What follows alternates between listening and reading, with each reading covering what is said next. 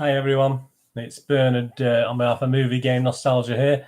It's Thursday the 29th of August, so we're not far off the end of the month now and into September, and the nights are drawing in. Right, it's Thursday, so it's a regular look at movies and posters from the mid-90s to the 2000s. I think we've got a 10-year range today from 1996 to 2005. So obviously I've just at random from whatever pile of posters I was working on for through MovieGameNostalgia.com. Obviously I sell posters daily, so whatever pile I end up with at the end of the day, I take a look at the first 10 of those and go through these with you. And again, a nice mix, some good stuff on here as well. Right, the first one we're going to look at, let's get on with this, is I've got 6 copies of this, so it's a good quality one. Only got a 5.7 out of 10 rating on IMDb, which is very, very mean. We're going back to 1999 here with this one. So let me show you this one. I think most of you should remember this. It did quite well at the box office. Lake Placid. You'll never know what bit you. I mean, that's some great tagline. Total brilliance. There's some fantastic stuff. Total film. Starring Bill Pullman, Bridget, Fonda, Oliver Platt. So a good cast. Part mystery, part thriller, parts missing. I guess. I mean, all credit for that. I mean, you've got to give them 100%, 10 out of 10 for effort there on the tagline. I did like it. I think it was had a budget of $30 million at the time in '99, so 20 years ago. And I think it nearly made back nearly 60 million at the box office. And obviously you've got video rentals to that, etc. So it did really well. And I reviewed the movie Crawl last week, which is another alligator type thing, which stood up quite well compared to this. But I prefer this. I like this. I mean, 5.7 out of 10. I would have given this at the time 7 out of 10 easy. And if you've not watched it, go back and watch it. It's a great film.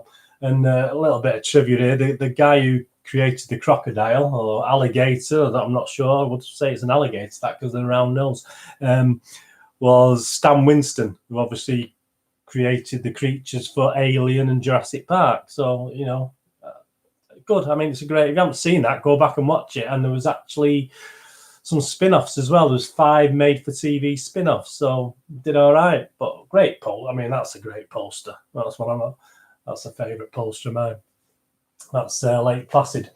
Right, the next one we're going to look at, it's 4th of 6 of Romero's Living Dead movies. So, I mean, we all love Romero. This got a 6.2 out of 10 in 2005 when this was brought out. Had an $18 million budget and claimed back $47 million at the box office. So it did really well. And we're talking the 4th of 6 here was Land of the Dead. Great. The Dead will walk again on DVD this December. So we're talking 2005. No videos now. It's all DVDs. Director's cut we've never seen before footage. So I mean, you know, that's a great one. I enjoyed this. 6.2 out of 10. I'd give it 7.5 out of 10 at the time. They were getting a bit long in the tooth, perhaps. Then I mean, we're used to zombie movies popping up and box sets popping up left, right, and centre now. But it's getting a bit, but still great story. Still a great watch. And apparently, at the time, Romero was quite impressed with Simon Pegg in Shaun of the Dead, which we've all seen. Obviously, I haven't seen Shaun of the Dead. Where have you been? I mean, that was a bit of a dark comedy zombie one, and he was and he was so impressed Romero that he asked Simon Pegg to just do a little cameo in it. And I think he's with another guy. Is it Edgar Wright? I think he was. There's a photo booth scene, and these two are the zombies in this photo booth. So that's a worth. If you watch Land of the Dead, have a look out for that bit. But great post. I love that post. Look at the zombies there. No, another one I'd frame and stick up if I had the space and I didn't need to sell these things. That's actually my last one. It's a good quality. It's not badly priced. If you want a bit of classic movie poster, that I've only got the one left. I mean, quick before there's a couple last week where I probably thought, I'll take that off sale and have it myself. But you know, at the end of the day, someone might love that and give it a good home. Brilliant poster. There's a little map, but nothing you can see there. You can't even see it from a distance. You put this in a frame, you're not even. It's just great. Land of the Dead, George A. Romero, 2005. Well, so we start with two crackers. We're going on to one that's a little bit of not the greatest poster I've seen in my life. It's a film called Lantana, which came out in 2001. A lot of people won't know. It's a drama mystery. It's really good, 7.2 out of 10 on IMDb, which is an excellent rating, actually. And from memory, I have seen this. From memory, it's a good little film that is about they find the body of a young woman, and obviously it concentrates on the lives of some couples, and it all starts falling apart. So it is a drama mystery rather than a straightforward thriller. Anthony LaPaglia, Barbara Hershey, Geoffrey Rush, Kerry Armstrong. Sometimes love isn't enough is the tagline. This is again, this is my last one of these. If you, for any reason, I do get people buying posters that are quite obscure because, like, a relative worked on it as a chippy or did some lighting on it, or they were an extra in it and things like this. So, I mean, things like this, obviously Lantana might mean something to people. One of the must-see movies of the year, one of the year's best films, a masterpiece. That's Empire and Total Film. So, they're giving it respect there, and 7.2 out of 10 is a healthy score. Apparently, Anthony LaPaglia, it's... though Australian, the thing was obviously set. I think things actually set. He had to learn an Australian accent again because he'd been in Hollywood for so long, Anthony LaPaglia, that he had to have a voice coach to learn how to do his Australian accent. But he's not Arnie, is it? Australian accent again, but a simple post. But I said it could mean something to you, and that's the last one I've got of that. I don't think it's expensive because it's quite an obscure movie, so I've priced it reasonably on Movie Game Nostalgia. But again, if it means anything to you, and if you like Anthony LaPaglia, etc., Barbara Hershey, Geoffrey Rush, Kerry Armstrong, it's a nice poster. A little bit plain, but it is a nice poster. Right, the next one, we're going to 1996, and one of my favourite actors. This isn't one of his big films. That Lantana took 16 million at the box office. That wasn't too bad. But this one was a big flop at the cinema. It cost 30 million to make.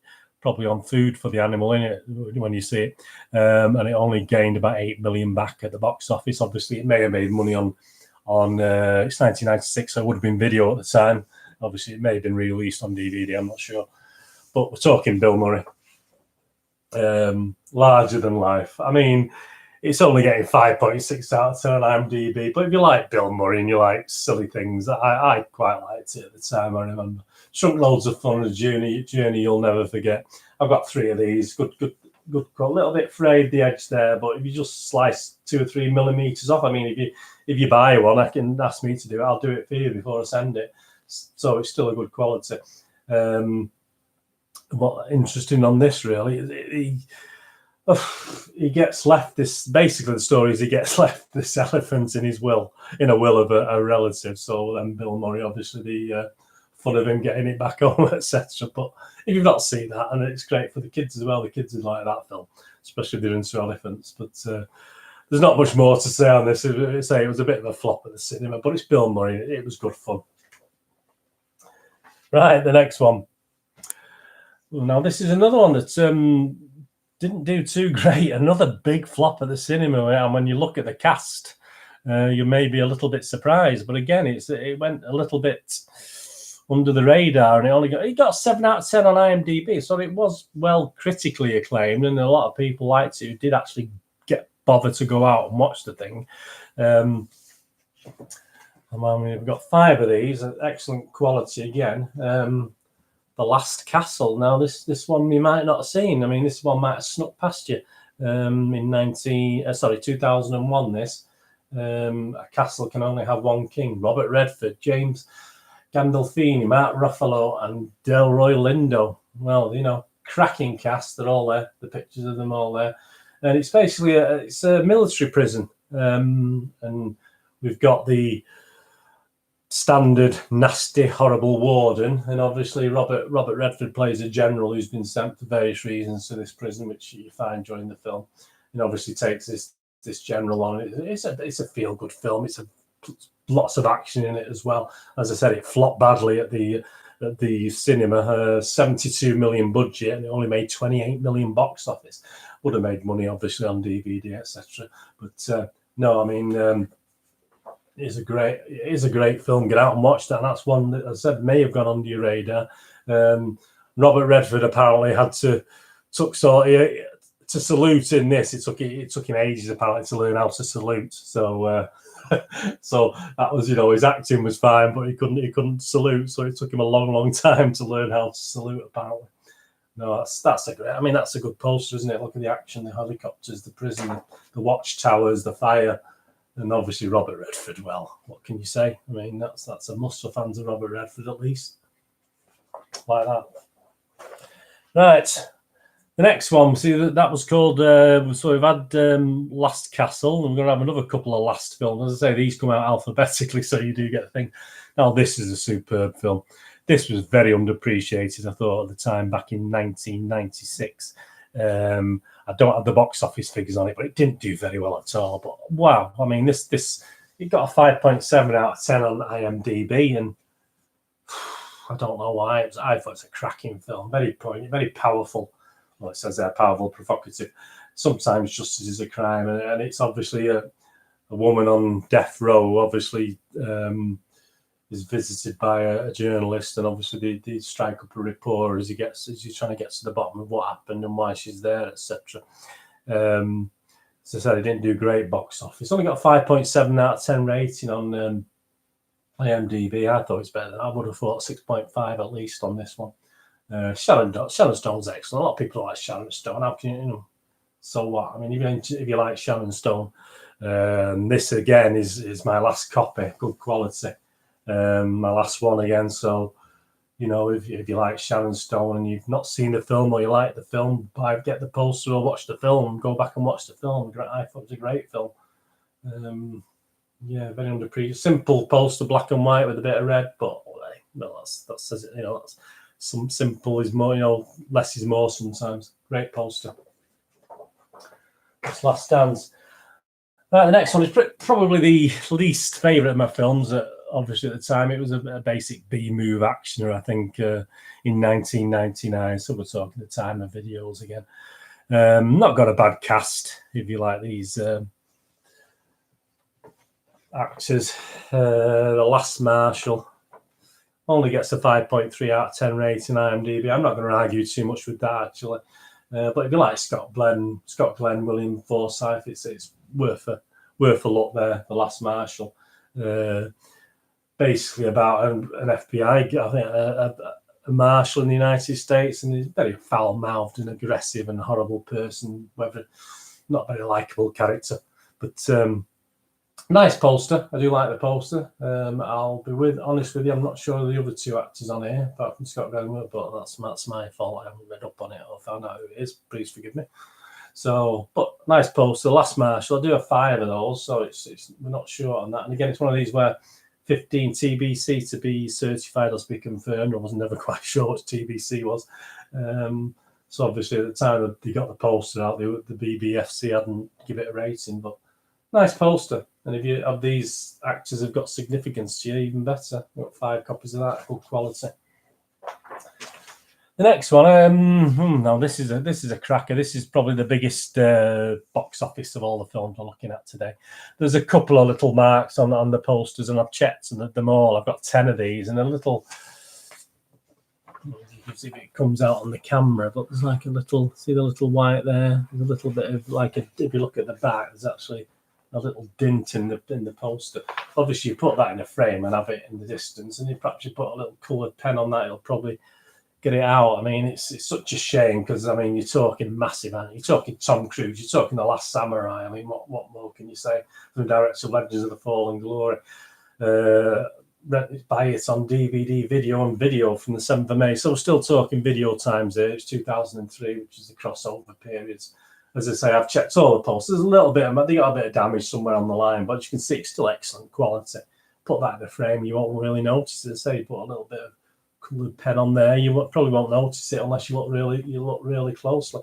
And it's priced appropriately. I'm not asking a lot of money for this because of the little didn't a little mark there, etc. But what a great film. I said 7.7 out of 10. 7.7 out of 10 on IMDb. Great film. I would have given it probably 8.5 at the time. You've not seen that, go back and watch it. I'm sure you have. If you have seen it, go back and watch it again. It's obviously about a US military advisor and the in Japan in the times of the Last Samurai, obviously, which is the name of the film. $140 million budget, and it made back at the box office 457 million plus everything else on top of that. So, yeah, I mean, it's a great film, epic, 2.5 hours.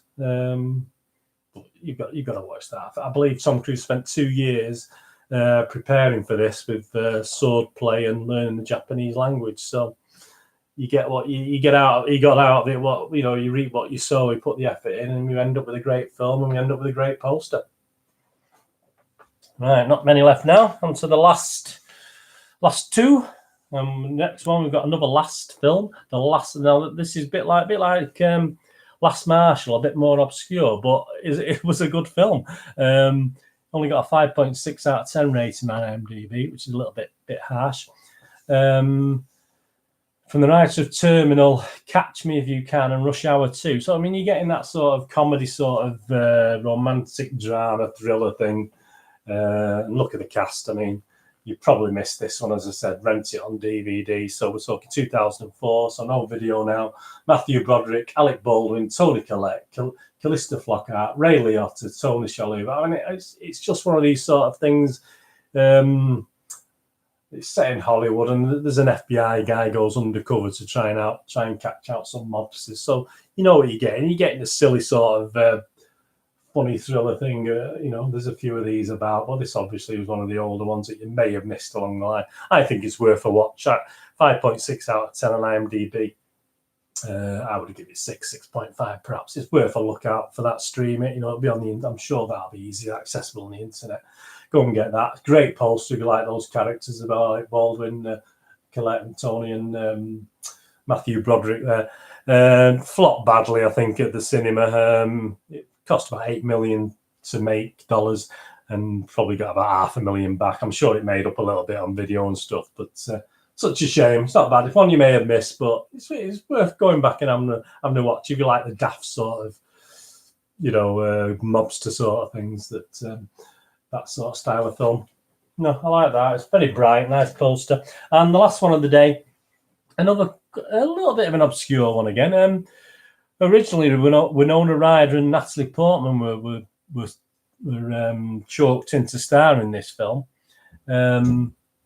It was on video on DVD, so 2003. So we've still got videos knocking about. It's that last shot we've got. That's the last copy of that last shot as well. So I've only got the one copy. As I said, Last Samurai had 10 copies of that.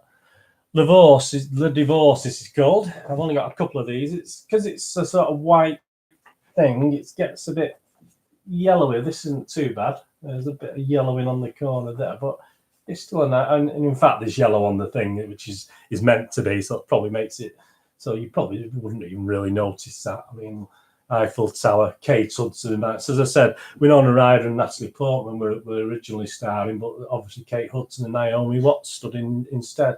And not bad replacements. Nice poster. Any things of Paris for you then? Of a stylish must-see movie, Cosmopolitan. He got 4.9 out of 10 on IMDb, which is a bit harsh. I don't think it was that bad. Yeah, no, it's about an American visiting a sister in Paris, obviously, and what they get up to. It's a bit cliche, obviously, an American in Paris sort of thing, but it's got to be worth a watch for Kate Hudson and Naomi Watts, hasn't it? I mean, I've got a couple of these. Nice poster, great poster. If you like France and you like those two actresses, what more good actors are called now? I think not actresses. What more could you ask for? No, it's a quieter one to finish off on. Obviously, it made about 13 million at the box office. I don't imagine it costs that much to make, to be honest with you. But some nice scenes, obviously, if you like France, obviously Paris. Some nice scenes out and about in that film. Le Divorce, so might be worth a watch. So that's it. 10 posters, nearly 20 minutes. So hope you enjoyed that. Obviously, there's 2 or 3 there. I'm not going to say, rush out and watch again. Obviously, the Last Marshal and what was the other one? The Divorce is perhaps a bit weak, but there's a lot of good films there. Land of the Dead, Lake Placid, Lantana, which would have snuck under the radar, The Last Castle, Last Dance, Last Samurai, and that's the last of that.